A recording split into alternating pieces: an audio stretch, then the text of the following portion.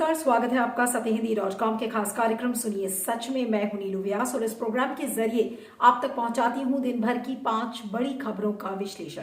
तो चलिए शुरुआत करते हैं आज की हेडलाइन से। इत्र कारोबारी और एसपी एमएलसी पुष्पराज जैन के यहां छापेमारी। एसपी बोली डरी है बीजेपी।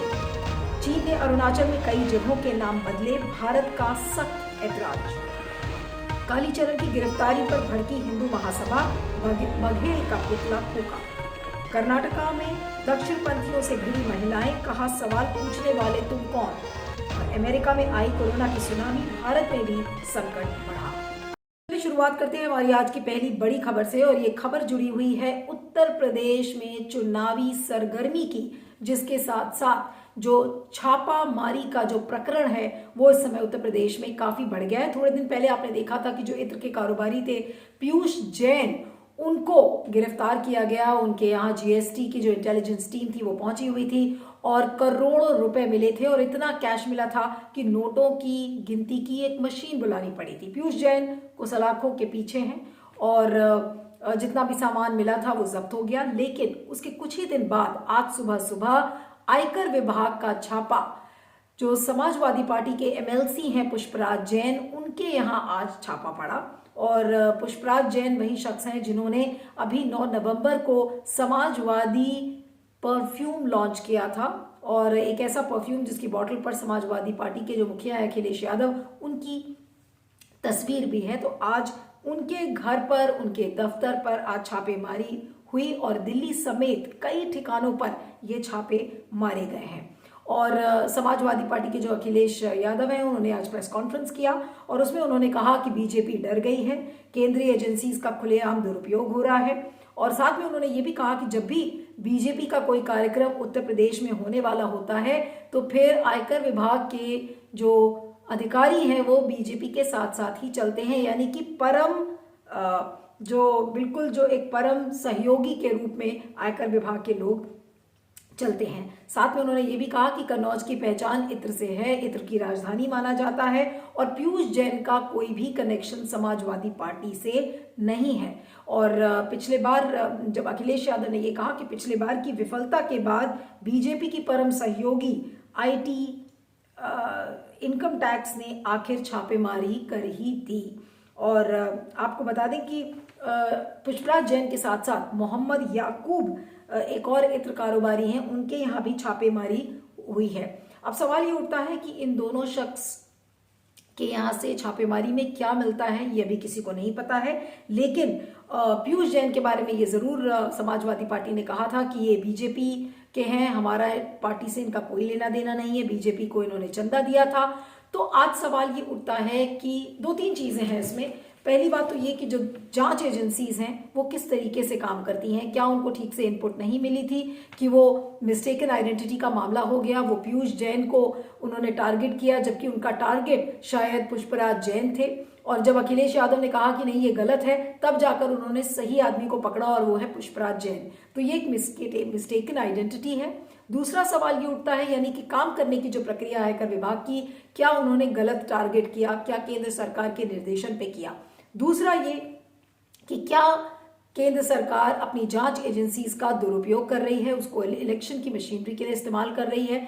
क्योंकि बार बार ये आरोप लगता है कि जैसे जैसे चुनाव पास आता है वहां पर छापेमारी बढ़ जाती है, चाहे वो तमिलनाडु का केस हो या फिर कहीं का भी आप केस उठा के देख लीजिए, चुनाव के पहले छापेमारी बढ़ जाती है, यानी कि विपक्ष को दबाने की कोशिश किया जाता है। हालांकि बीजेपी के लोग ये कहते हैं कि जो जितनी भी ये जो छापेमारी है ये साल भर चलती रहती है, चुनाव के समय ये न्यूज इसलिए बन जाती है क्योंकि उस समय ये चीजें सुर्खियों में आ जाती हैं। लेकिन सवाल ये उठता है कि आज बीजेपी पुष्पराज जैन और पीयूष जैन के बीच का फर्क शायद नहीं समझ पा रही है और इसी फर्क को वो और कंफ्यूज होकर लोगों के सामने पेश करने की कोशिश कर रही है, एक नैरेटिव बनाने की कोशिश कर रही है कि समाजवादी पार्टी भ्रष्टाचारी पार्टी है और जो भ्रष्टाचार है वो समाजवादी पार्टी कर रही है। अभी तो देखना ये होगा कि पुष्पराज जैन के घर और दफ्तर से क्या मिला है, मोहम्मद याकूब के यहाँ से क्या मिला है, लेकिन एक नैरेटिव गढ़ने की कोशिश बीजेपी कर रही है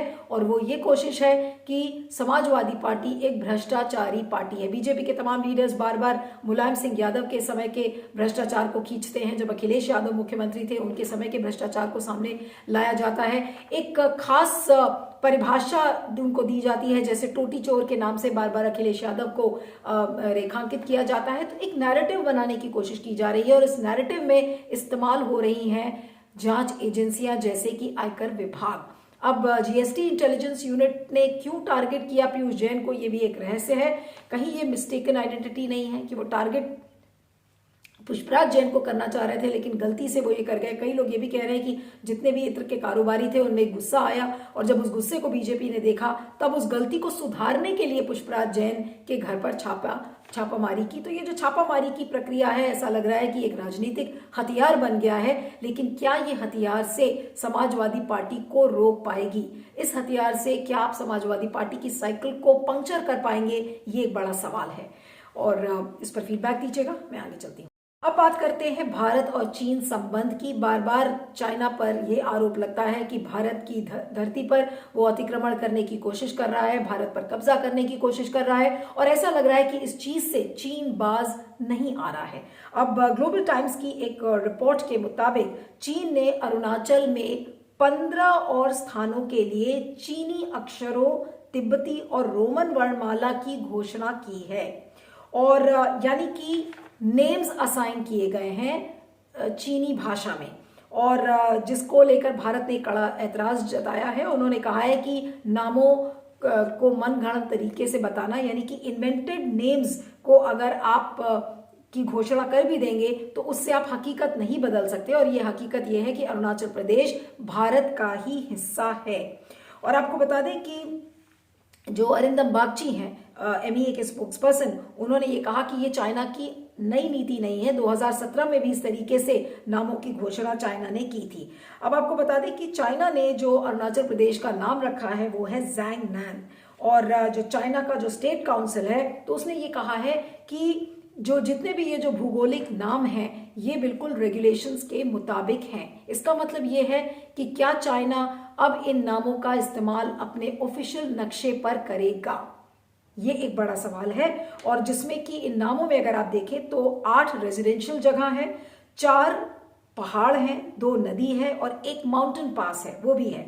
तो सवाल ये उठता है कि क्या अब इन नामों का इस्तेमाल चाइना के आधिकारिक नक्शे पर किया जाएगा? और अगर चाइना करता है तो आपने देखा कि चाइना ने अभी किस तरीके से घर बसाए, गांव बसाया, भूमि पर अतिक्रमण किया, लेकिन हमारी सरकार इसको लेकर चुप बैठी है। प्रधानमंत्री नरेंद्र मोदी चुप हैं और चाइना बार बार भारत को उत्तेजित करने की कोशिश करता है, इंस्टिगेट करने की कोशिश करता है, लेकिन हम बिल्कुल चुप हैं। अभी थोड़े दिन पहले ये खबर आई थी कि हमने रिकॉर्ड कारोबार चाइना के साथ किया है, लेकिन जब स्ट्रैटेजिक इंटरेस्ट की बात आती है, हमारे डिफेंस की बात आती है, तब वहां पर हम चुप हो जाते हैं। तो सवाल ये उठता है कि चाइना को लेकर भारत की नीति क्या है, कम से कम वो देश को पता चले, वरना प्रधानमंत्री नरेंद्र मोदी की इसी तरह लोग आलोचना करते रहेंगे।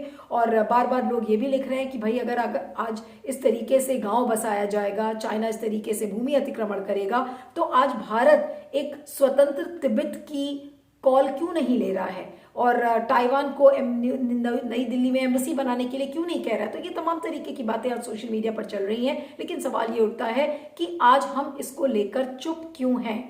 एमईए ने कड़ा ऐतराज जताया है, लेकिन क्या ऐतराज जताने से आप चाइना को शांत करा पाएंगे? चाइना जिस तरीके से बार बार इंस्टिगेट करने की भारत को कोशिश कर रहा है, क्या चाइना उससे शांत हो जाएगा? शायद नहीं, और वो तभी होगा जब प्रधानमंत्री नरेंद्र मोदी कोई एक एक्शनेबल एजेंडा के तहत अपना ब्लूप्रिंट रखेंगे। अभी फिलहाल चाइना को लेकर कंप्लीट चुप्पी है, कोई इस पर बोलने के लिए तैयार नहीं है। क्यों? क्योंकि आपका वेस्टेड इंटरेस्ट है, उसमें आपके जो आर्थिक इंटरेस्ट हैं वो जुड़े हुए हैं, आपका बिजनेस जुड़ा हुआ है। कहीं ऐसा ना हो कि अब चाइना नाराज हो जाए और वो बिजनेस से पल्ला झाड़ ले, बिजनेस से अपना हाथ खींच ले। तो डर गया है भारत, ऐसा लग रहा है चाइना से। अगर डरा नहीं होता तो शायद आज चाइना के खिलाफ कुछ ना कुछ ठोस एक्शन लिया जाता।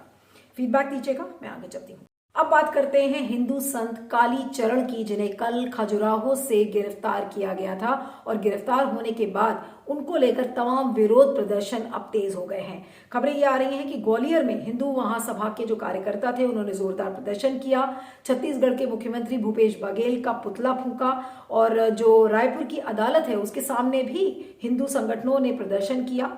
और आपने देखा था किस तरीके से कल नरोत्तम मिश्रा ने ये कहा था कि जिस तरीके से कालीचरण को छत्तीसगढ़ की पुलिस ने गिरफ्तार किया है वो इंटर स्टेट प्रोटोकॉल का उल्लंघन है, संघीय ढांचे का उल्लंघन है। लेकिन सवाल ये उठता है कि ये बीजेपी का दोगलापन नहीं तो और क्या, खासकर महात्मा गांधी को लेकर। महात्मा गांधी के लिए जिस तरीके से अभद्र टिप्पणी संत कालीचरण ने की थी, तो शायद वो संत कहलाने के लायक नहीं है। और महात्मा गांधी के बारे में वो जिस तरीके की बातें करते हैं, आज बीजेपी या हिंदू महासभा के लोग कालीचरण का समर्थन क्यों कर रहे हैं? और नरोत्तम मिश्रा का ये कहना कि ये गिरफ्तारी गलत है, ये अपने आप में एक बिल्कुल क्लियर बयान है कि बीजेपी कालीचरण का समर्थन कर रही है। तो बीजेपी का ये दोगलापन है महात्मा गांधी को लेकर। एक तरफ आप महात्मा गांधी का चश्मा लगाते हैं, स्वच्छता अभियान के लिए उनका इस्तेमाल करते हैं, ग्लोबल आइकॉन है महात्मा गांधी, ग्लोबली एक्सेप्टेबल है, तो एक तरफ आप उनकी पूजा करते हैं और दूसरी तरफ जो लोग महात्मा गांधी के को गाली बकते हैं या उनके बारे में अभद्र टिप्पणी करते हैं, आप उनका समर्थन करते हैं। तो खुलकर ये बताए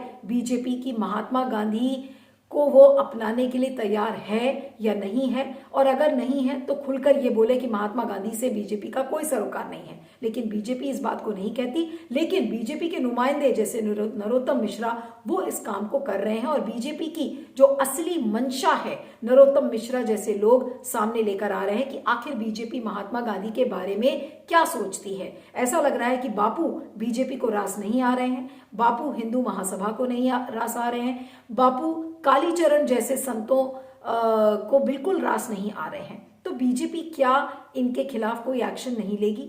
ये सबसे बड़ा सवाल है। और ऐसे लोगों का बीजेपी समर्थन क्यों कर रही है और बापू को लेकर ये दोगलापन क्यों?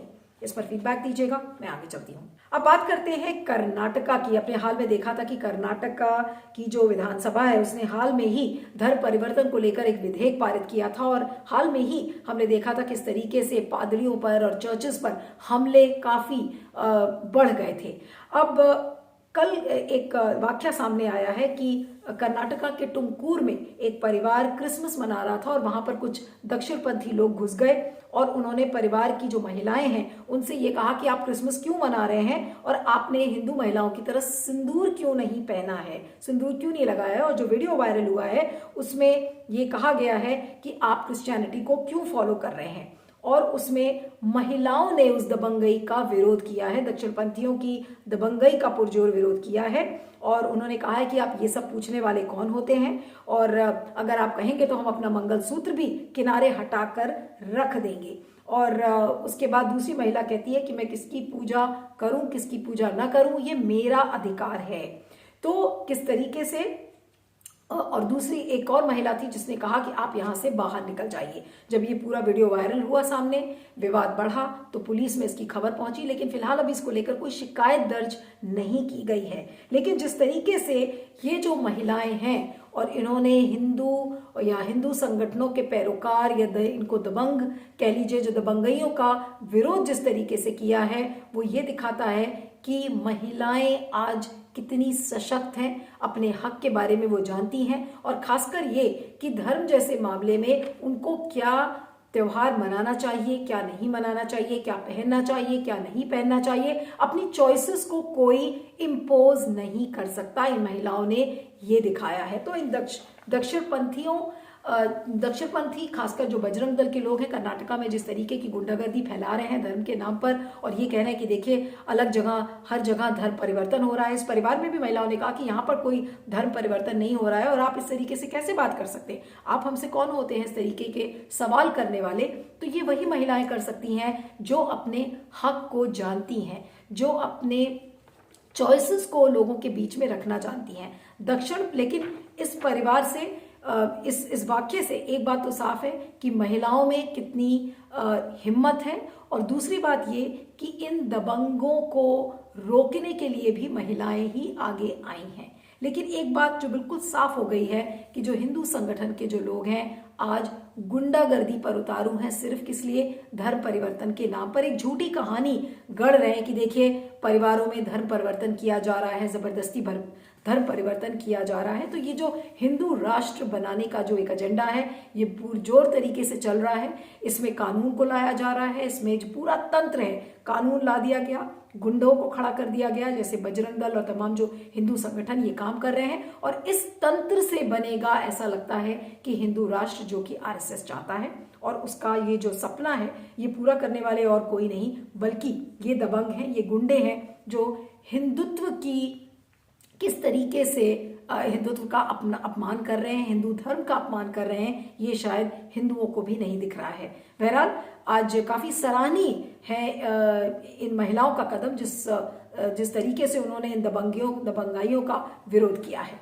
फीडबैक दीजिएगा इस पर, मैं आगे चलती हूँ। बात करते हैं बढ़ रहे कोरोना के संकट की, और आज की शुरुआत में अमेरिका से करूंगी क्योंकि अमेरिका में एक दिन में 5,80,000 कोरोना के केसेस सामने आए हैं। वहां पर एक तरीके से कोरोना का विस्फोट हो गया है, और विश्व स्वास्थ्य संगठन ने यानी कि वर्ल्ड हेल्थ ऑर्गेनाइजेशन ने कहा है कि एक तरीके से कोरोना की सुनामी आ गई है।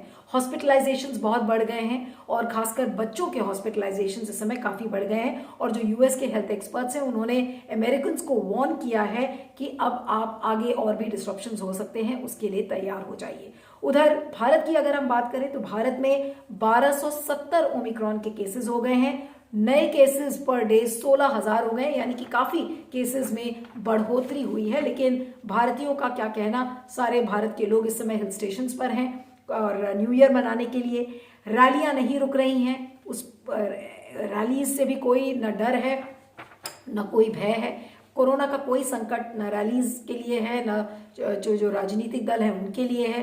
टूरिस्ट के लिए भी कोई डर नहीं है, सब आराम से न्यू ईयर मना रहे हैं और अलग अलग जगह जा रहे हैं। लेकिन संकट वाकई में गहराता जा रहा है। अमेरिका में महाराष्ट्र में ऑलरेडी ये कह दिया गया है कि तीसरी लहर की शुरुआत हो चुकी है। मुंबई, दिल्ली, ये वो इलाके हैं जहां पर बहुत ज्यादा इन्फेक्शन शुरू हो गया, और कई हेल्थ एक्सपर्ट्स इस बात को कह रहे हैं कि तीसरी लहर की शुरुआत हो चुकी है। तो सतर्क रहना, सावधान रहना, ये आपके हाथ में है। कानून चाहे जो भी करे, लेकिन आपके हाथ में आपकी सुरक्षा है। न्यू ईयर मनाएं, लेकिन परिवार के साथ घर में बैठकर, और पार्टीज में जाएंगे, सोशल गैदरिंग्स में जाएंगे तो नुकसान आपका ही होगा, आपको ही इन्फेक्शन फैल सकेगा। तो आज साल का आखिरी दिन है और आप सभी को नए वर्ष की बहुत बहुत शुभकामनाएं। कल आपसे मुलाकात होगी नए साल में, और आपके समर्थन का हमेशा इंतजार रहेगा। सत्य हिंदी को समर्थन देते रहिएगा, आशीर्वाद देते रहिएगा। आप सभी का सहयोग बहुत जरूरी है। एक बार फिर से happy new year. Thank you so much. सत्य हिंदी का ऐप डाउनलोड करें गूगल प्ले स्टोर पर।